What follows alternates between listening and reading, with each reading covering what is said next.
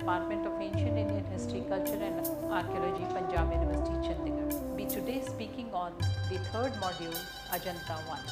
The rock-cut caves at Ajanta are the sites of the oldest extant wall paintings in the country. Ajanta paintings are referred to as the fountainhead of Indian painting. Buddhist in theme, they also occupy a secular realm with the finest rendering of animals in contemporary life.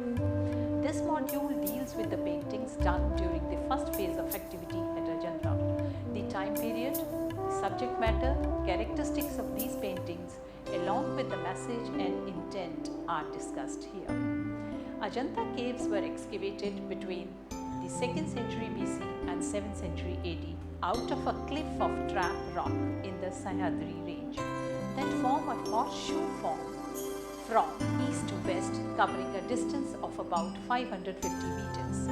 These caves are located 55 miles northeast of Aurangabad and 39 miles south of Jalgaon.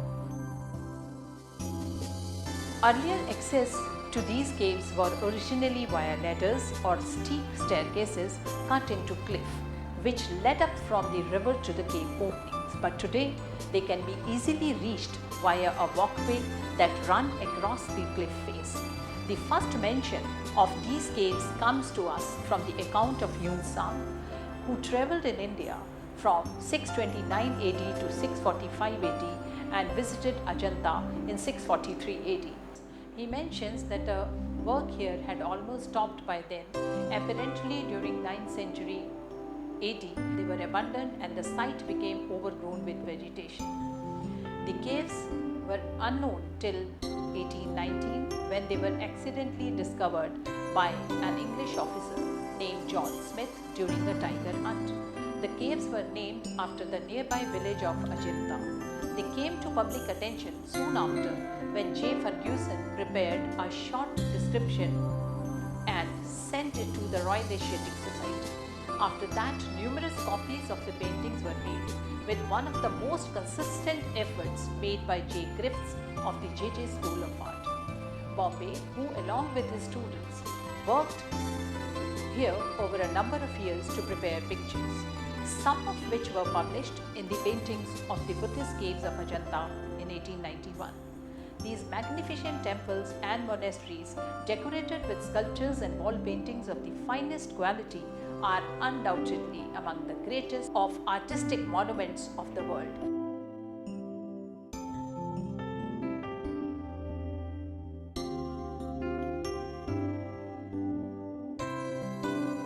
And were declared a UNESCO World Heritage Site in 1983. Ajanta has a total of 29 caves, the majority of which are vihars, Buddhist monastery halls of residence, with 5 chaitya halls or chaitya griha, stoop halls. Chaitya is a Buddhist shrine or a prayer hall with a stoop at one end, which was an ideal place for meditation in the semi-darkness. Chaityas were built for ritual circumambulation by monks around the stoop, which symbolizes the Buddha in the Hinayan sect, whereas vihars, usually rectangular in shape, were used for daily living and prayers with small cubicle sleeping cells for the monks, cut into the walls, and shrine at the far end housing a stoop or a statue of the Buddha carved into the rock. Some of the caves are unfinished and provide documentary evidence as to the techniques of construction and decoration. Doorways, facades, columns, parts of wall and sanctuaries, monasteries are decorated with Buddhist sculptures and the walls with paintings. The masterpieces at Ajanta were executed over a period of 900 years, interspersed with the periods where work seems to have stopped. The initial phase belonged to the Hinayan school of Buddhism, whereas Mahayana school later phase started after a break of about 2 centuries. There is debate among scholars that the activities at Ajanta was in 2 or 3 phases. For the later, the view is that the third phase commenced after a short break in the 6th century AD. According to this, the phases of activity at Ajanta are: the first phase is circa 2nd century BC to circa 2nd century AD during the reign of Satvahans under Hinayan Buddhism. The middle phase is circa mid-4th century AD to early 6th century AD during the reign of the Vakataks under the Mahayana Buddha. And the last phase is assigned to 6th century AD to early 7th century AD during the reign of Chalukyas under the Mahayana Buddhism. Originally, all the caves at Ajanta were painted as evidenced by the remnants of paintings seen in the 19th century, but human interference and vicissitudes of nature resulted in only 16 caves recorded as having murals by 1879 and by 1910. The number had further reduced. At present, paintings are found mainly in cave number 10, 9, 16, 17, 1 and 2. As activity began at Ajanta in circa 3rd century BC, thus it is suggested that paintings would have followed the excavation of caves, and the earliest paintings are dated to circa 2nd century BC. Under the Satvans, in the first phase, 5 caves were made. The 3 Vihar caves number 8, 12 and 13 and 2 Chaitya Hall caves number 9 and 10. Of these caves, 13 is said to be the earliest, and of the Chaityas, cave 10 is earlier than 9. The earliest paintings are found in cave number 10 and 9, made between 2nd century BC and 1st-2nd century AD.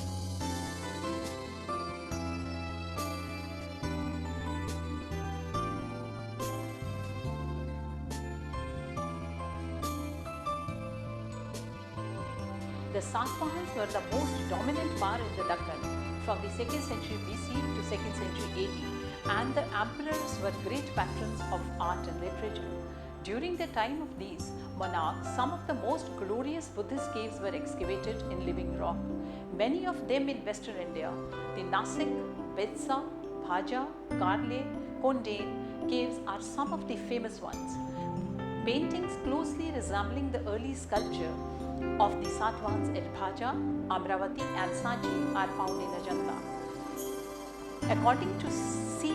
Shivaramamurthy, inscriptions cave number 9 and 10 reveal to us the early date of the paintings here, which is already confirmed by features and characteristics that bring them close to Bhaja, Sanchi, Jagyapet and the early phases of Amravati. It is interesting to compare Satvahan sculptures in the first 2nd century BC with the paintings from Ajanta in these 2 caves. The script of the inscriptions is early Brahmi of the 2nd century BC. The paintings may therefore be assigned to the early phase of the Satvahan rule, probably the time of Shatkarni, to whose time Sanchi gateway carved by ivory carvers of Vidisha as recorded in an inscriptions can be assigned. These paintings thus form the predecessors of all the Gupta Vakataks and medieval paintings all over India. The entire site of Ajanta is a single sanctuary dedicated to Buddha, and all his majesty is celebrated in the massive columns, the majestic naves and also the numerous votive reliefs and ornaments. The most splendid feature is the painting cycles and sculpted reliefs which completely cover the caves, walls and walls.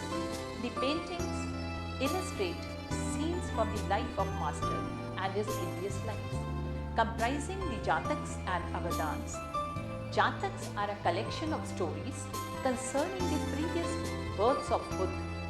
Before achieving enlightenment, the Buddha studied values of sacrifice, virtue and friendship in his previous lives. A Buddha in the process of learning is referred to as the Bodhisattva, who is either depicted as a protagonist or a supporting character. The experiences of these previous lives resulted in the Bodhisattva's ultimate transformation into the Buddha. In all these paintings of cave number 9 and 10, we do not notice any pictorial rendering of the Master, for such a depiction was forbidden by the Master and was not therefore employed by the Theravada artists. Instead, they depicted Buddha symbolically by painting the Bodhi tree, the throne, the wheel, the paduks or the Triratna.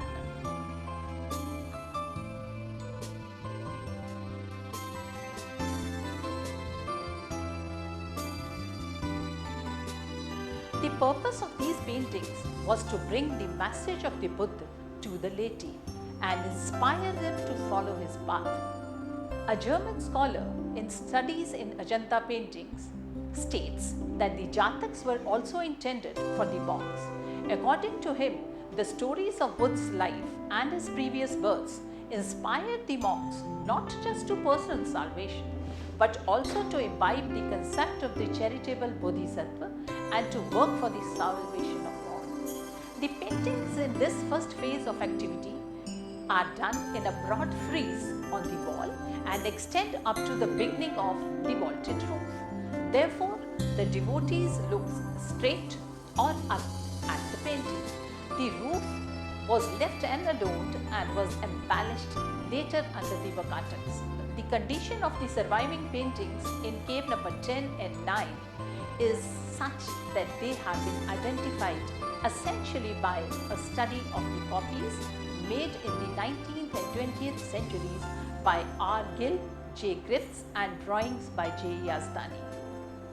Cave number 10 is the earliest Chaitya hall. Here, with a votive stoop towards the absent, it has an inscription of the 2nd century BC mentioning one Vashishthiputra Kathahadi as the donor of the facade, while an inscription on the wall inside states that the wall was gift of Kanhak of Mahda. We find both earlier and later group of paintings here. Madanjit Singh considers them as belonging to the transitional period, the earlier to classic and later from classic to Baroque. In cave number 10, the painting are Naga frieze, Life of the Buddha, Shaddadanta Jatak and Syam Jatak. The fourth painted series that is on the wall behind the stoop is so deteriorated that it remains unidentified. The cave also has traces of simple lotus decoration in the coffers formed by the interlocking ceiling beams in the vault. These beams are now totally missing. A few very fine early floral and geometrical paintings can still be seen on the upper sections of some of the pillars, but at the lower level, these decorative panels have been covered with paintings of the 5th century. On the left wall, the painting long identified as the Naga frieze or Raja with his retinue going to worship the Bodhi tree, depicting a mythical historical figure as later as Gautamiputra Shakarni has been analyzed by German scholar as a part of the story of the life of Buddha, starting from Buddha in Tushit heaven and ending with the transport of the relics. On the right wall of the Chaitya have been identified the Chaddan Jatak and the Sayam Jatak. The wall narratives spread out almost like unrolled scrolls in cave number 10. Chaddan Jatak, one of the most popular story reproduced in Buddhist monuments, is an example. The Bodhisattva born as a noble elephant, leader of the herd, lived in a royal glory with his consorts Mahasubhada and Chulsubhada in a lotus lake near the Himalayas. Chulsubhada envied Mahasubhada, the favorite, and died despondent.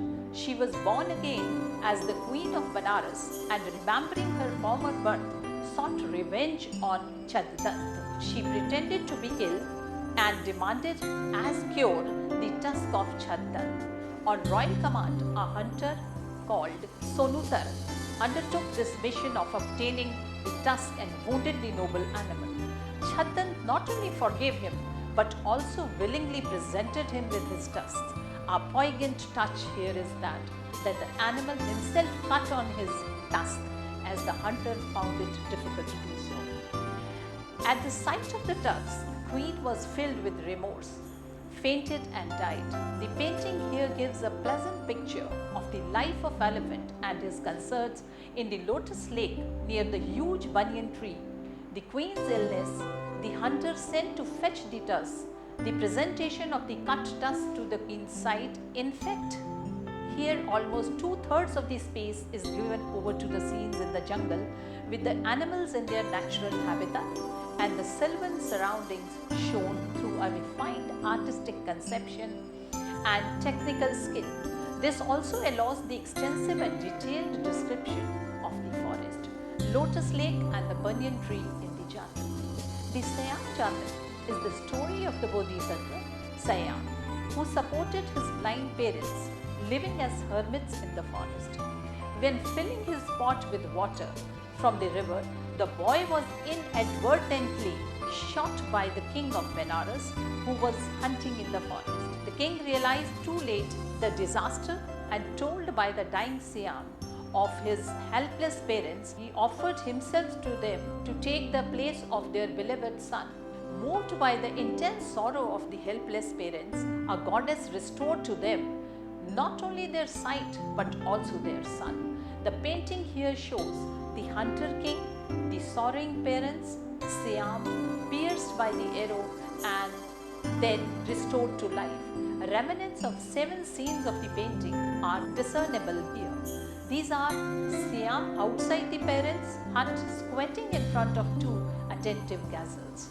Second, King of Benares, accompanied by his retinue, dismounting from his horse and taking aim at what he thinks is an animal. The third, the king shown again to the right, his bows unstrung, gazelles flee after he has shot his arrow and talking to Siam, who is still standing. The fourth scene, outside the hut of Siam's parents, where the king confesses. The fifth scene shows the parents lament over the loss of their child while the king stands watching.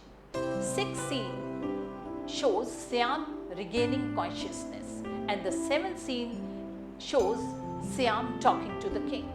The Buddha's virtues extolled in these paintings are Siam's love for animals, loyalty to parents, forgiveness and determination to atone for one's sins.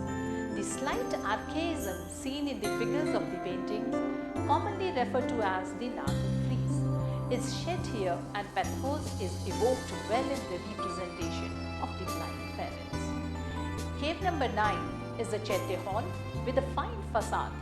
Its nave, apse and aisles composed by a colonnade of pillars running the entire length. Towards the apsidal end is an Udeshik stoop. The pillars and the other parts composing the Chaitya present the early characteristics of the sculptural art of the 2nd century BC. The cave has paintings done at different times, the earlier contemporary with the structure and the later of the 5th century AD.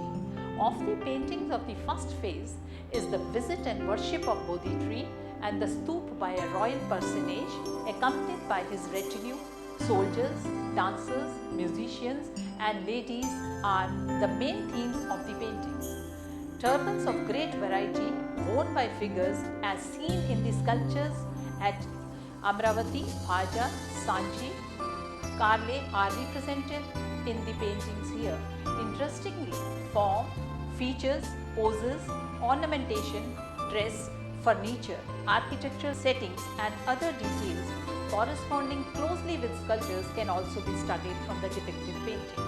In these paintings in cave number 10 and 9 appear the characteristics of the painterly idiom at Ajanta, some of which will evolve in the next phase. Firstly, here the paintings are presented in a broad frieze with the artist defining a horizontal dictated space rising up to the lower part of the beam of the vaulted ceiling.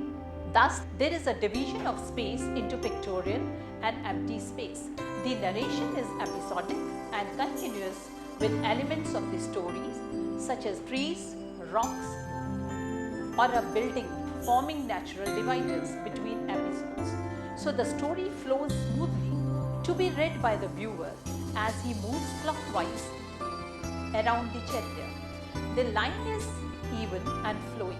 The color palette is limited with use of red and yellow ochre, terraverde, lamp black and the white of lime. The representation of space is neither strictly two-dimensional nor fully three-dimensional, as the lack of illusionistic depth is countered by the overlapping of figures, with the ones at the back slightly raised up, therefore appear entire. The compositions have not as yet reached complex recension, yet the eye is led to the center of each scene or along the axis of movement. The figure composition are simple and the device of directional glances is used to direct attention to the main figure. The expression of emotions is restrained and pose and gesture are employed to express emotion. Figures are represented in rounded two-dimensionality through the use of tonal modeling. A method of imparting roundedness to form is through the use of bright colors in form that is the plane nearest to the eye, or by brushing sparse colors so that white of the ground shows through. Ghulam Yazdani, while investigating the paintings of cave number 9 and 10, finds an affinity in the painting of both these caves and concludes that their paintings were contemporary. On the basis of the style of these murals, he suggests that the stories have been depicted in a truthful manner without much decorative embellishment. The style in his view is well developed, for the drawing is firm and accurate. It rarely shows any disregard for the three-dimensional effect of the paintings. Significantly, in these paintings, he notices the precedence of religious emotions over others, as is evident in Ajanta and Ajanta. Ajanta caves predate Ellora caves by 600 years and are a testimony to the golden age of Buddhism in India. The paintings had a didactic function, imparting to the community the teaching of Buddha and his experiences. During his various reincarnations, devotees were supposed to walk through the cave and read the paintings, which were used as a medium of communicating Buddha's teaching about life through successive rebirth. According to one of the inscriptions in cave number 17, the whole complex of sculptures and wall paintings were designed to cause the attainment of well-being by good people as long as the sun dispels darkness by its rays. Nevertheless, the definition of good people was not limited to devoted ascetics, and these halls of meditation could also be frequented by the aristocrats who had embraced Buddhism. The paintings are meant to transmit a rhythmic equilibrium, indicating the harmony of a society in which the smallest gestures and desires have a specific place in a vision of the world that is much larger and devoid of disquiet. The majority of these murals are over 1,500 years old. It is extraordinary to think that 10 centuries before the European Renaissance, these anonymous artists already knew the principles of perspective, depth, and realism in their art. The expressions and emotions captured on the faces of the characters are amazingly real and modern. The craftsmen's unquestionable mastery of brush technique, along with their apparent familiarity with wealthy or noble subject matter, led experts like Walter M. Spink, professor at the University of Michigan and a world authority on the Buddhist rock art caves at Ajanta, to suppose that these talented painted in palaces and temples. Hence, there is a great familiarity that the artists show with the details of wealthy court. The highly accurate pictorial technique used in Ajanta and the method of execution makes these wall paintings unique in world. For many years, these pictures were called frescoes, but this is an erroneous term in this case, and they are now referred to as murals due to the fact that they were painted on a dry surface. A layer of clay was mixed with cow dung and powdered rice husk. This was first applied to the chipped rock surface. When it dried, a second coat of lime plaster was applied with a trowel. The line of the image were then drawn in pink, brown or black, and the colors filled in with big brushes made from the hair of squirrel tails. These mineral colors were made from pebbles and vegetables mixed with glue. The main colors used were red, ochre yellow, brown, ochre, lamp, black and white, which was imported from northern India, Central Asia and Persia. In the pictorial cycles, all the characters are bright and multicolored but are never repeated. Fundamental concept of Indian art. The rock complex of Ajanta is renowned for its splendid mural paintings that are unique for their entirety and state of preservation within the panorama of ancient Indian art. During the 19th century, They were studied and published by two Italian experts, Professor Sissoni and Count Orsini, who treated a large number of the paintings. They cleaned and consolidated many of the paintings, reattaching loose areas to the walls and coating the surfaces with shellac and varnish. This varnish has darkened with time and has in many places become whitish and quite opaque, resulting in distortion of color and clouding of designs. However, Lawrence J. Majesty is of the view that reports of loss of paint due to this varnishing are grossly exaggerated. As a matter of fact, when early photographs were compared with the present day painted surface, no loss of paint could be observed. It is even possible that the varnish has had some preservation effect, although today it has become quite dark, cloudy and unsightly. It is also very true that conserving monuments is not an easy task, because we have to first identify that what is the quality of the monument, its architecture, various material used for construction and causes of its deterioration. Only then we have to think on how we can conserve it. All these aspects are very important, not only to know but also for preservance of these monuments. The Chemical Branch of Archaeological Survey of India is doing an incredible work to conserve and preserve Ajanta cave. Restoration efforts have continued at Ajanta with experience and the advancement of conservation techniques. Methods are constantly reviewed and new measures are taken to preserve the paintings, which remain vulnerable to water seepage and tourist inflow. High imaging cameras are used to capture finer details of the paintings, and the parts which are destroyed or faded are restored. Thus, heritage is the mirror of any culture and it reflects the story of its past, but it is our responsibility to conserve it.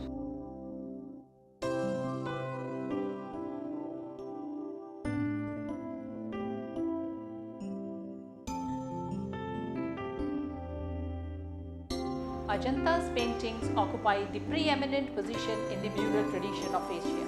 According to Lawrence Vineyard, in the art of Asia, Ajanta occupies supreme and central position. Therefore, the influence of Ajanta paintings was felt over a wide area in Ceylon, Nepal, Tibet, Afghanistan, Mongolia, China and even distant Japan came under its influence.